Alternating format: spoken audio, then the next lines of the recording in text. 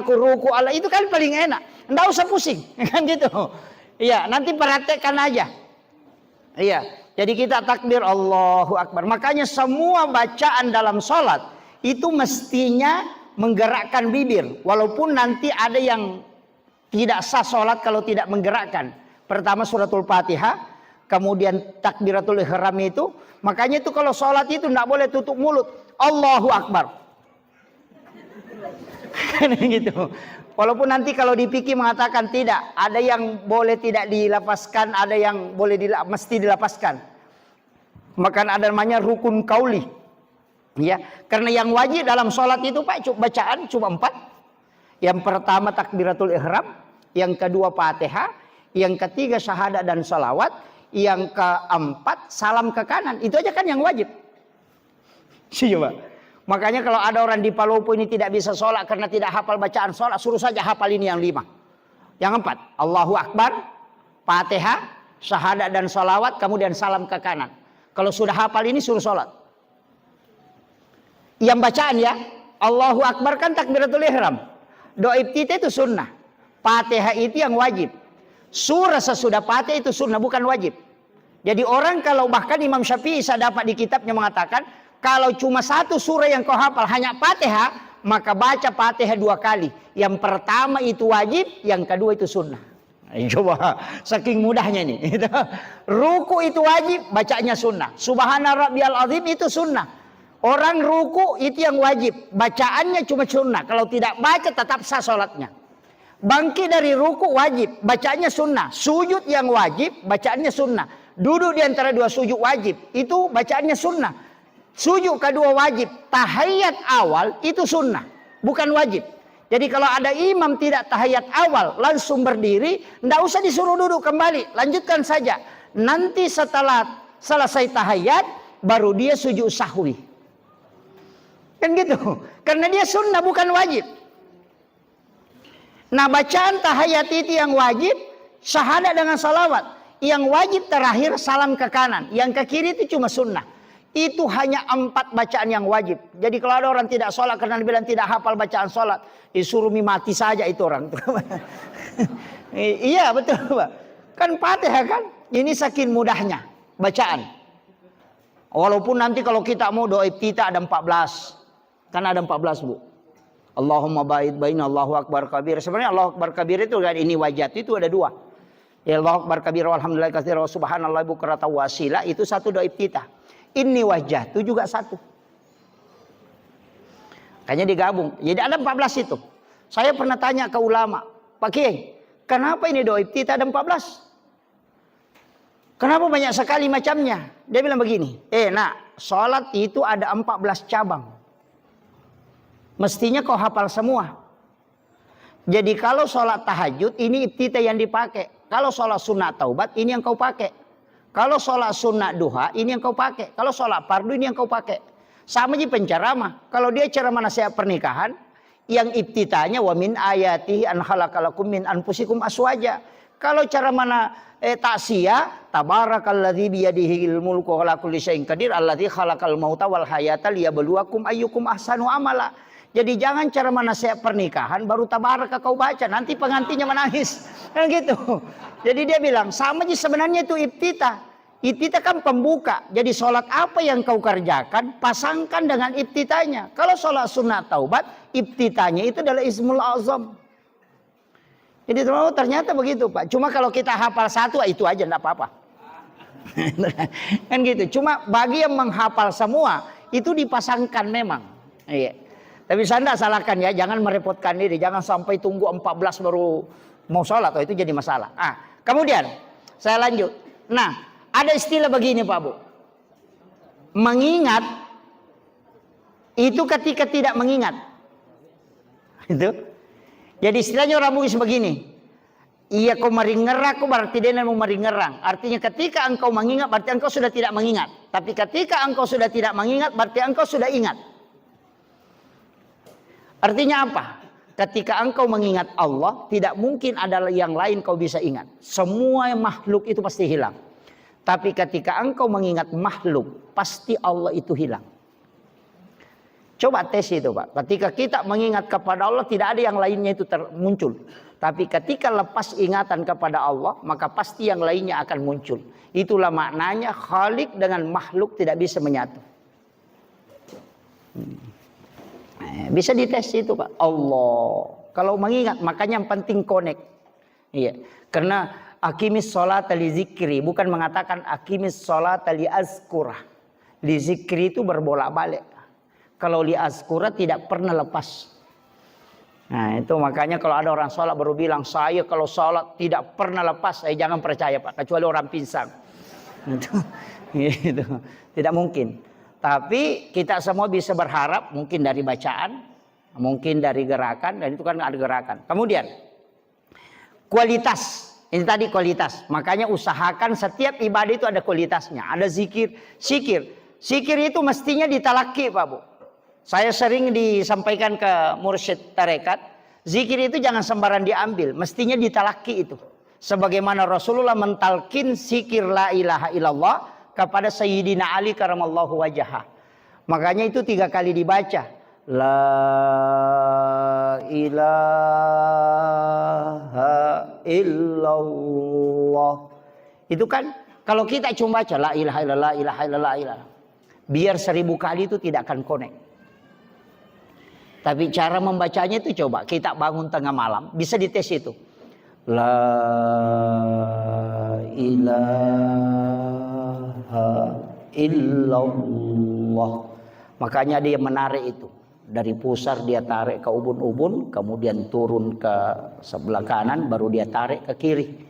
Itu disebut 7 latifah. Makanya la ilaha illallah. Itu makanya ada gerakan biasanya itu la ilaha illallah. Itu karena dia tarik. Nah, cuma kadang kita ada yang goyang-goyang saja la ilaha illallah. Lah, itu jadi masalah. Wallahu a'lam, saya tidak tahu kalau itu. Iya. Itu. Itu kan seluruh tubuhnya berzikir. Tapi yang bagi yang pengamal tarekat, saya tidak salahkan, silahkan. Kalau yang belum mengamalkan tarekat, silahkan khusyuk saja dalam berzikir. Masing-masing beda. Jangan mudah menyalahkan bahwa tarekat itu tidak ada dasarnya. Wah tidak. Nabi itu ketika mentalaki kalimat la ilaha illallah itu 3 kali. Baru setelah itu tanya Sayyidina Ali, kenapa saya tahukah engkau kenapa 3 kali? Dia mengatakan tidak ya Rasulullah. Apa kata Nabi? La ilaha illallah pertama itu adalah tiada Tuhan selain Allah. La ilaha illallah yang kedua, bahwa engkau meyakini semuanya hanya Dia. Dan la ilaha illallah ketiga adalah ketika hanya Dia, tidak ada yang lainnya. Nah ini kalau la ilaha illallah pertama bahwa tiada Tuhan selain Allah itu masih imannya mu'allaf. Kata di tarekat kita itu. Jadi kalau la ilaha illallah kedua itu hanya Dia. Saya kasih contoh begini Pak. Kenapa kita sholat? Mengatakan, oh ya saya sholat. Saya orang beriman. Tunggu dulu. Tidak mungkin kita sholat seandainya Allah tidak meletakkan iman dalam kalbu. Siapa yang meletakkan iman? Itu Allah. Siapa yang beri kesehatan? Itu Allah. Berarti kita sholat tidak boleh berbangga. Karena hanya Dia sehingga kita bisa sholat. Kan gitu. Makanya tidak ada orang sombong. Sama aja kalau orang bersedekah. Jangan bangga kalau kita sedekah. Wah saya memang kaya. Jangan. Dari mana hartamu kau dapat? Dari menjual. Jangan sombong dulu. Siapa yang mengantarkan orang untuk belanja di tempatmu menjual? Nah banyaknya penjual bahan bangunan, banyaknya penjual makanan. Kenapa orang pergi belanja di tempatmu? Itu karena Allah mengarahkan itu. Jadi semua rezekimu Allah takdirkan untuk itu, maka mesti engkau sedekahkan. Tapi jangan berbangga, karena tidak mungkin kau sedekah seandainya tidak ada iman. Berarti hanya Dia. Itulah ketika Nabi Ibrahim disuruh menyembelih anaknya Ismail. Ketika selesai apa kata Ibrahim? Alhamdulillah. Tapi kemudian Allah menegur, wahai Ibrahim, jangan lupa engkau jangan sombong. Karena tidak mungkin kau melakukan itu kecuali anakmu tunduk untuk disembelih. Dan tidak mungkin dia tunduk kecuali ada iman. Dan iman itu dariku kata Allah. Dan tidak mungkin kau juga melakukan tanpa keimanan. Dan iman itu juga dariku. Makanya Nabi Ibrahim itu tidak pernah berbangga. Setelah itu, makanya apapun yang kita lakukan jangan sombong. Itu aja kuncinya. Jangan bilang, oh anu memang kak saya, jangan. Kalau bersyukur atas nikmat tidak masalah. Tapi kalau sombong terhadap nikmat itu fatal. Itu aja, makanya diperintahkan itu adalah la in syakartum la azidannakum wa la in kafartum inna azabi lasadid. Nah, itu kuncinya. Kemudian ini baru kualitas. Kalau kita mau, makanya sama dengan semua ibadah kan? Semua ibadah. Coba dikasih kualitas semua. Sholat sunnah mana yang lebih bagus, di masjid atau di rumah? Di rumah. Makanya sahabat itu ditegur oleh Nabi karena sholat sunnahnya di masjid. Makanya Nabi tegur, la taj'al buyutakum maqabir. Itu Nabi tegur itu. Jangan kau jadikan rumahmu sebagai kuburan. Nawwiru buyutakum bi qiraatil Qur'an was shalah. Terangi rumahmu dengan bacaan Al-Qur'an, dengan salat. Karena masjid ini sudah dapat barakahnya, masjid ini sudah barakah. Rumahmu itu yang tidak jelas, kan gitu. Maka jangan kau jadikan hanya tempat tidur makan saja. Sholat di situ. Makanya sahabat yang sholat sunat di masjid itu ditegur sebenarnya oleh Nabi dengan halus. La taj'al buyutakum maqabira. Makanya sholat sunat dikerjakan di rumah baru berangkat ke masjid. Bagi yang sempat. Kalau tidak sempat jangan coba-coba. Tapi kalau tidak sempat sebelumnya, bawa pulang setelahnya. Kan begitu. Jadi kalau qabliyahnya tidak bisa dapat, ba'diyahnya yang kita dapat di rumah. Apalagi kalau rumah kan jadi masalah sekarang Pak Bu. Rumah batu kan jadi masalah. Kita yang bikin rumah itu jadi masalah. Kenapa? Di dalam kamar itu kan ada WC. Biasa kan? Kalau dalam kamar ada WC, di WC itu kan tempat jin. Ketika pintu terbuka, maka otomatis jin itu kan bolak-balik. Kan gitu. Dan itu yang kita tidak sadari Pak. Makanya kadang orang kena penyakit lain-lain di ru'ya, berhenti, jinnya masuk ke WC. Setelah peru'yanya pulang, keluar lagi tuh.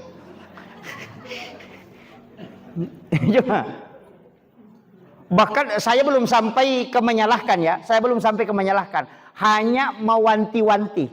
Bahkan ada ulama mengatakan ketika pintu WC-mu terbuka, terkoneksi dengan kamar, maka kamarmu bisa dihukumi semua adalah WC.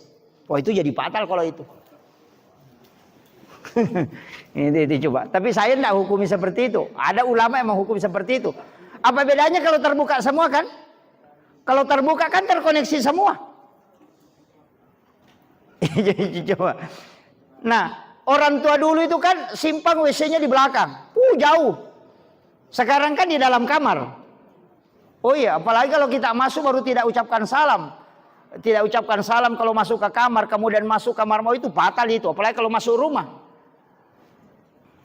Makanya kita kan disuruh ucapkan Assalamualaikum warahmatullahi wabarakatuh. Kenapa kita baca Assalamualaikum warahmatullahi wabarakatuh ucapkan? Karena itu yang menutup pintu jin.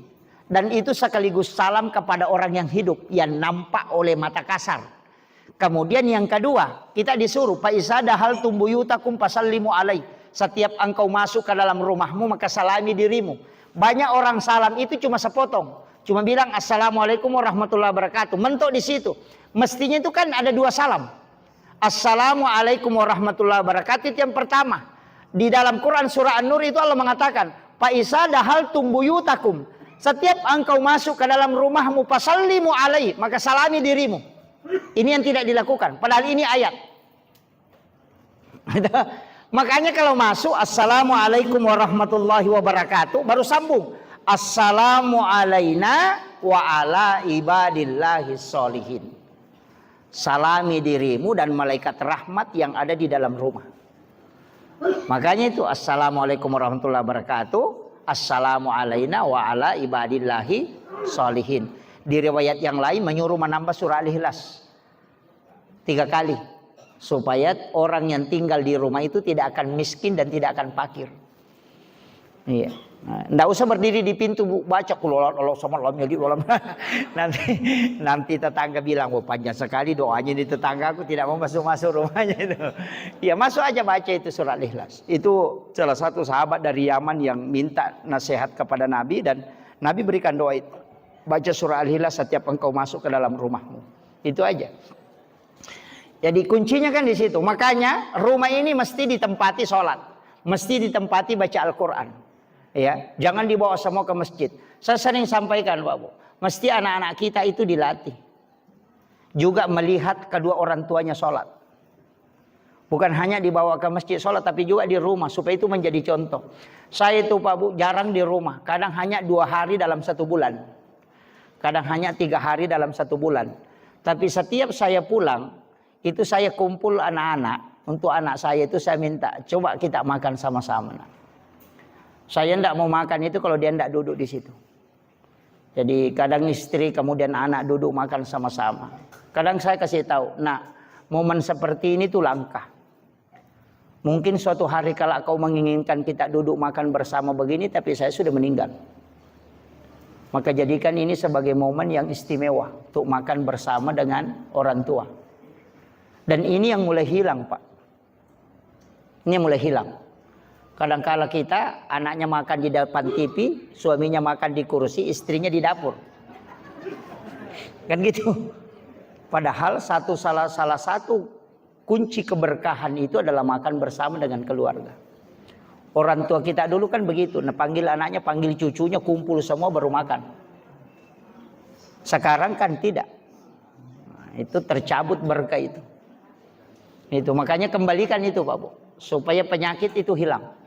Dijauhkan dari penyakit. Ini kita bicara kualitas. Kemudian kalau bicara kuantitas, perbanyak. Nanti ada tingkatannya Bu. Seperti sedekah ada tingkatannya.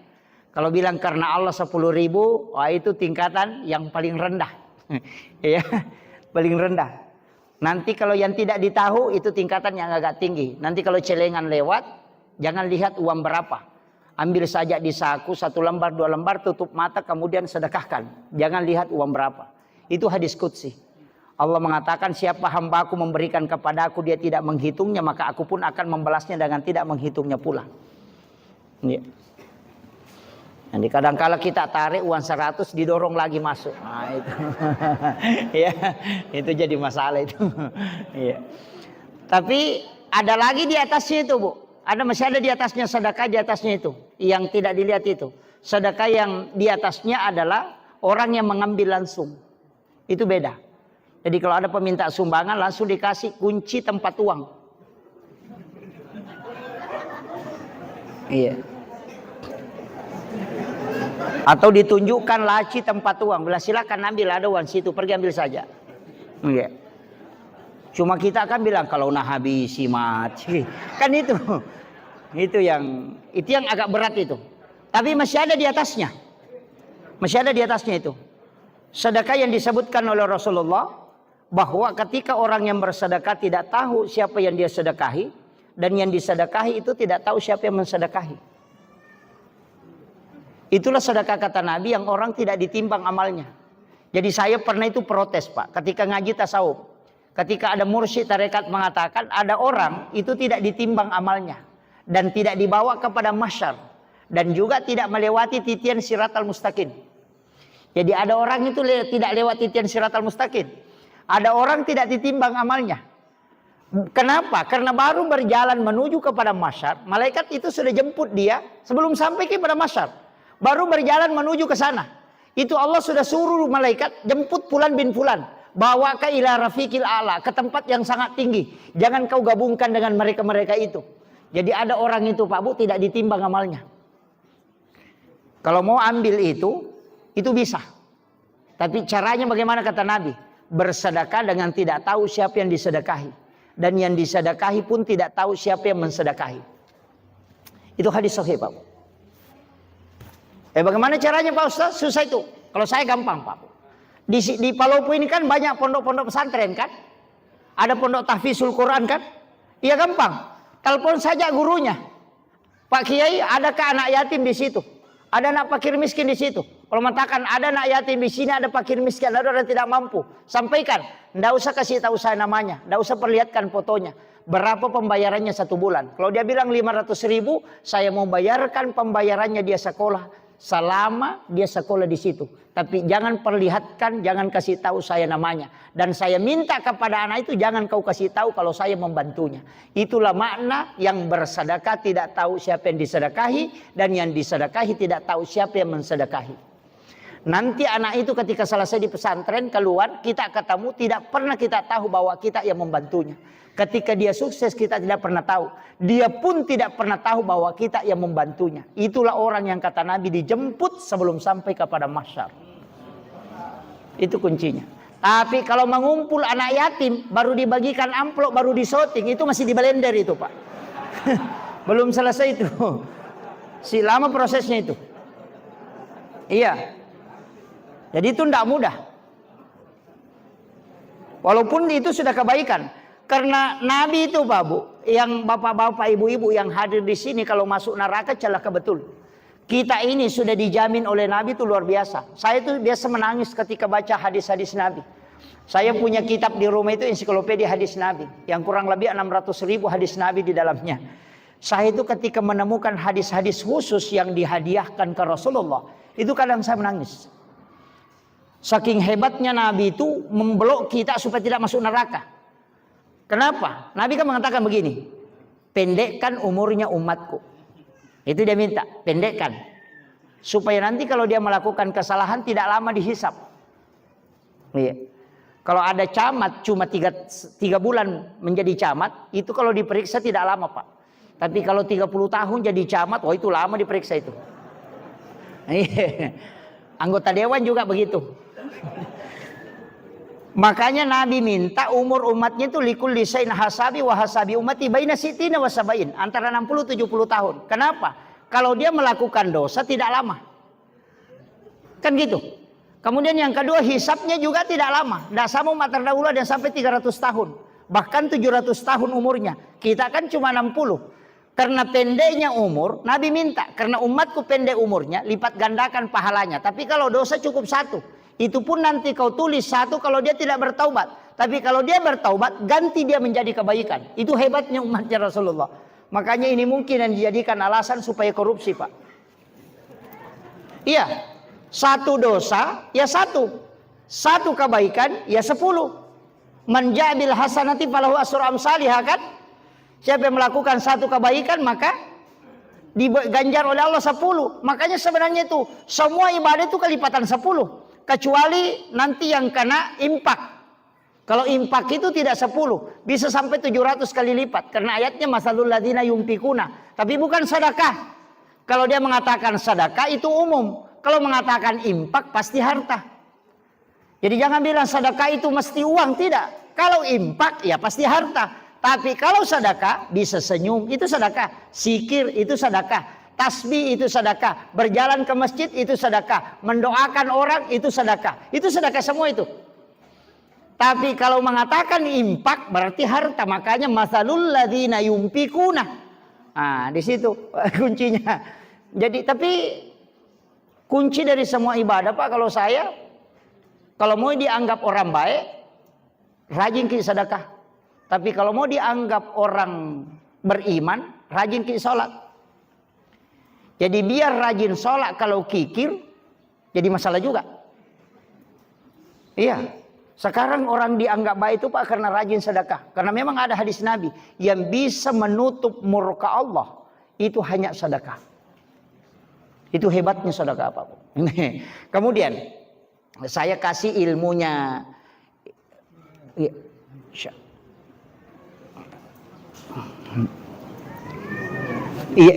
Insyaallah. Jadi saya kasih ilmunya sedekah Bu ya. Kalau mau bersedekah lakukan 4. Ini saya kasih ilmunya. Yang pertama pilih waktu. Waktu yang paling bagus sedekah itu ada 2. Yang pertama di waktu subuh. Kemudian yang kedua di hari Jumat.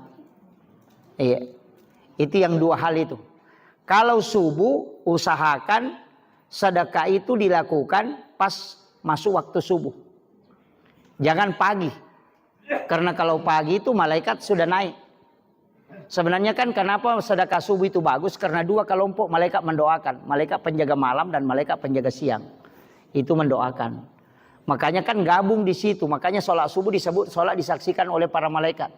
Makanya Bapak Ibu sekalian, kalau saya itu mengatakan begini, mendeteksi malaikat itu gampang. Iya, mendeteksi malaikat itu gampang sekali Pak. Kita yang ngaji tasawuf itu bisa tahu. Bapak-bapak, ibu-ibu ini bisa deteksi malaikat. Untuk mengetahui bahwa malaikat, kapan banyak malaikat, itu kita bisa tahu.